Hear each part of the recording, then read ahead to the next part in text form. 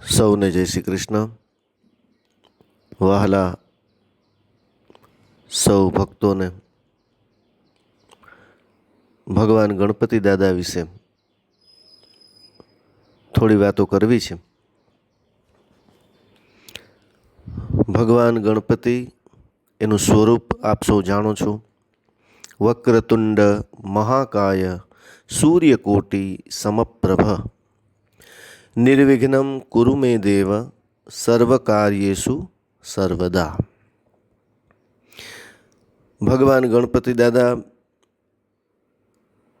એનું અડધું શરીર માણસનું છે અને અડધું શરીર પ્રાણીનું છે.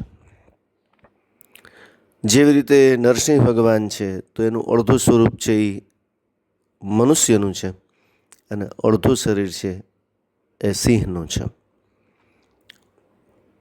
ગણપતિ દાદા એનું મુખ હાથીનું છે. ગણપતિ દાદા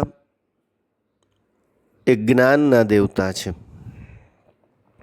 આપ સૌ જાણો છો હાથી એ ખૂબ જ લાગણીશીલ પ્રાણી છે.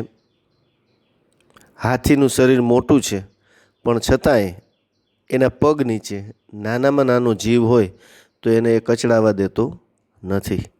કદાચ હાથીના પગ નીચે કીડી પણ આવે તો કીડી પણ મરતી નથી, બચી જાય છે. આપણે આ બધી વાતો તો ખૂબ સાંભળી છે કે ગણપતિ દાદા એ ગણનાયક, ગણનાથ એટલે કે જે સમૂહ છે એના નેતા છે.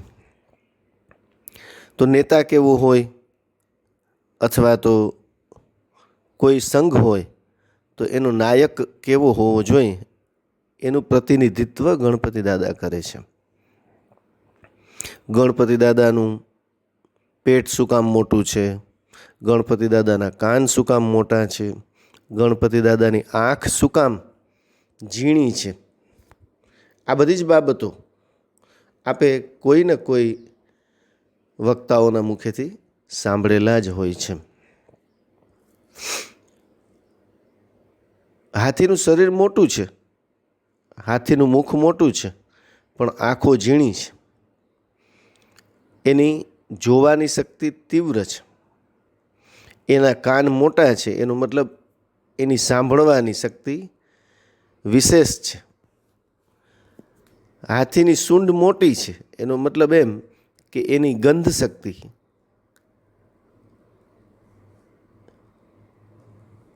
નાકની તીવ્રતા અધિક છે. આપણે ત્યાં એમ કહેવાય કે જેનું માથું મોટું હોય ને એ મોટો માણસ. મોટું માથું એટલે કે જે મોટો હોય, જે ચરિત્રથી મોટો હોય, જે વિચારોથી મોટો હોય તો એને મોટા માથાવાળો કહેવાય. એમ ગણપતિ દાદા છે એ ગુણો, એની કરુણા બધી જ રીતે મોટા છે. દેવોમાં એને પ્રથમ પૂજ્ય ગણવામાં આવ્યા છે.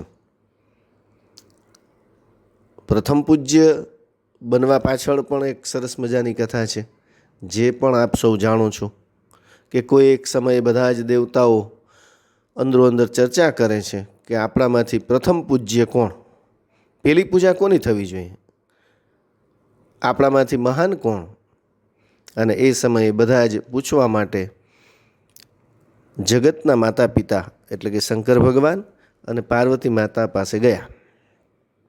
બધાએ જઈ અને માગણી કરી છે કે ભાઈ અમારામાંથી પ્રથમ પૂજ્ય કોણ એ આપ નક્કી કરો. તો શિવજી કહે છે કે આ પૃથ્વીને જે પ્રદક્ષિણા કરીને આવશે, સૌથી પહેલાં જે આવશે એ પ્રથમ પૂજ્ય કહેવાશે. હવે આપ સૌ જાણો છો કે બધા જ દેવી દેવતાઓ પાસે સરસ મજાના વાહન છે. સૌથી પહેલાં તો ગણપતિ દાદાના ભાઈ કાર્તિકેય સ્વામી એની પાસે મયુર છે.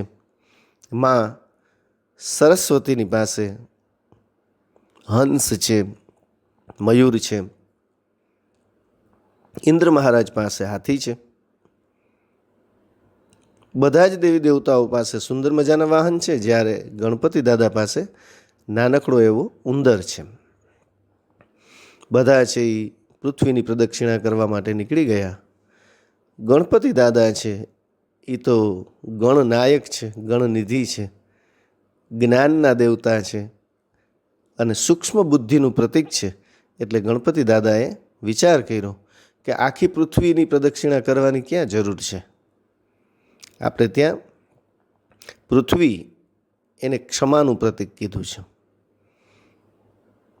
મા છે એ પૃથ્વીનું પ્રતીક એટલે કે દયાની દેવી છે. પિતા છે એ કરુણાનું પ્રતીક છે. પિતા છે એ આકાશ છે. માને પૃથ્વી સાથે સરખાવી છે, જ્યારે પિતાને આકાશ સાથે સરખાવ્યો છે. પૃથ્વી ક્ષમાની દેવી છે. મા છે મમતાથી ભરેલી છે. પિતા છે એ કરુણાથી ભરેલા છે. કરુણાનો કોઈ અંત હોતો નથી. તો ગણપતિ દાદાએ શંકર ભગવાન અને મા પાર્વતીને બેસાડ્યા અને નાના એવા ઉંદર ઉપર બેસી અને શંકર અને પાર્વતીની પ્રદક્ષિણા કરવા લાગ્યા. પ્રદક્ષિણા પૂરી કરી અને ગણપતિ દાદા છે એ મા પાર્વતીના ખોળામાં બેસી ગયા. બધા જ દેવી દેવતાઓ પૃથ્વીની પ્રદક્ષિણા કરી અને આવ્યા અને કહેવા લાગ્યા કે આ ગણપતિએ તો પ્રદક્ષિણા કરી જ નથી. ત્યારે શિવજી કહે છે કે ગણપતિએ ભલે પૃથ્વીની પ્રદક્ષિણા ન કરી હોય, સમગ્ર તીર્થોની યાત્રા ન કરી હોય, પણ એણે એના માતા પિતાનું સાનિધ્ય પ્રાપ્ત કર્યું છે. આપણા હિન્દી પિક્ચરના ગીતોમાં પણ કીધું છે કે સબસે બડી પૂજા હૈ માત પિતા કી સેવા, જો બોએગા वो पाएगा, सुख दुख है क्या फल कर्मों का, जैसी करनी वैसी भरनी.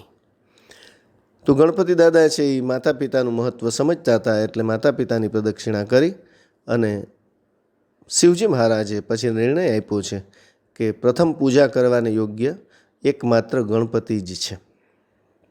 તે દિવસથી લઈ અને આજ દી સુધી બધા જ દેવી દેવતાઓની પૂજા કરતી વખતે ગણપતિ દાદાની પૂજા પ્રથમ કરવામાં આવે છે. ગણપતિ દાદા એ જ્ઞાનના દેવતા છે. શાસ્ત્રમાં કીધું છે કે ઋતે જ્ઞાનાન્ન મુક્તિ, જ્ઞાન મેળવ્યા વગર કોઈને મુક્તિ મળે નહીં. મુક્તિ મેળવવી તો બહુ દૂરની વાત છે મિત્રો. જ્ઞાન મેળવ્યા વગર મારું તો માનવું છે કે કોઈને કંઈ જ મળી શકે નહીં.